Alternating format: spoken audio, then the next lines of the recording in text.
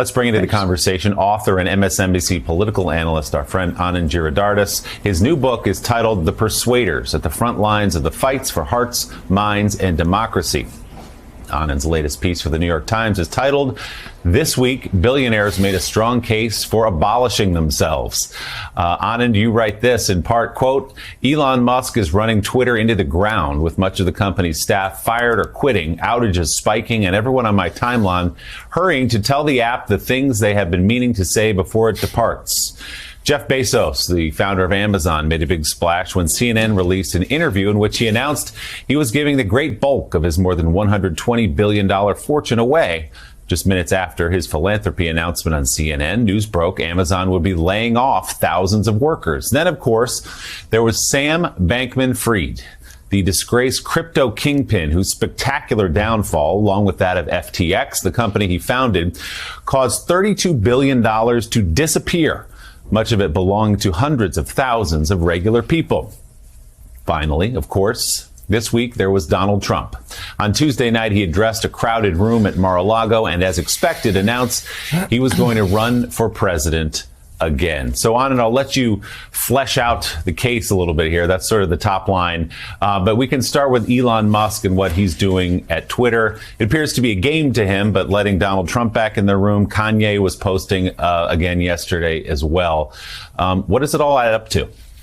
You know, first of all, I think something we often forget as Americans is that billionaires exist as a class of people who have that much money at our collective pleasure. Right? It is a policy choice to allow some people to accumulate that much money, hundreds of billions of dollars in the case of people in the United States, before everybody has the chance to live with dignity, right? Other countries make that choice very differently. We have chosen historically to heavily prioritize having billionaires over having dignity for all people. And that's a choice I would just start by saying that we could make differently in the future. And so I wrote the piece to try to remind people of that choice we have. And last week was remarkable. I mean, I've written about billionaires for years and talked about these issues on the show, but it was hard to imagine a week when there was so many spectacular reminders of the way in which this kind of billionaire class is inconsistent with democracy as we live it. Elon Musk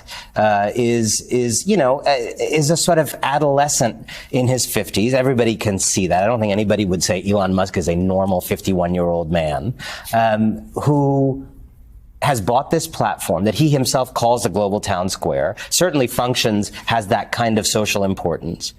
And because of what is so evidently his own feeble limitations. He's a limited man.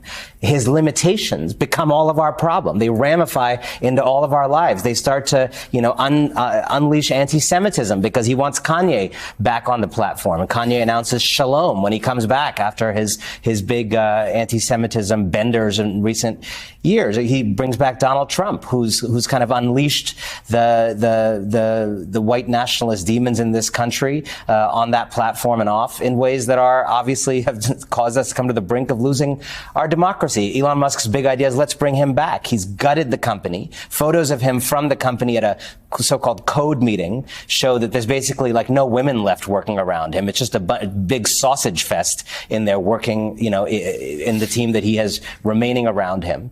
And then, the rest of the week was Jeff Bezos doing this big song and dance about philanthropy, while then an hour later, his company lays off thousands of people right before Thanksgiving, going home, having to tell their kids, mommy or daddy doesn't have a job anymore because of this guy who's apparently giving money away to help people, I guess, like us who don't have jobs. You have Sam Bankman-Fried, an incredible example of someone who had these he wasn't even into philanthropy in this moment. He was still just making money and telling us that simply the way he was making money was going to help all of us. He was going to smash the system, man. He was going to bring down the big banks, and he was going to create this new era of finance for everyone. You could all get in on the crypto thing, and he just lost everyone's money. He makes the big banks look good by comparison. And then, of course, Trump. Who I always have appreciated. He's not even necessarily an actual billionaire, but I've always appreciated the nakedness.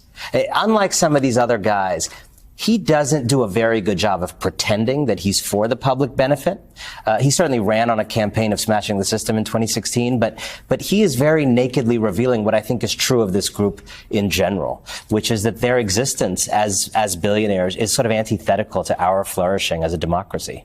So let's talk about the intersection of gullibility and greed and SBF. That's how he goes now, Sam Bankman-Fried, who comes up with this idea that crypto is going to mean the end of JP Morgan. It's going to mean the end of Bank of America. We're going to be dealing in crypto. How does that happen? I think he was this disciple of a movement called effective altruism, but this has always been the move. There's different flavors of it. If someone shows up and just says, hey, Mike, I'm really eager to make a ton of money, you and most people listening to them would be like, good for you, but I'm not going to put you on TV. I'm not going to give you help. I'm not going to, right? But if someone comes along and says, I want to change the world, Mike. I want to change the world.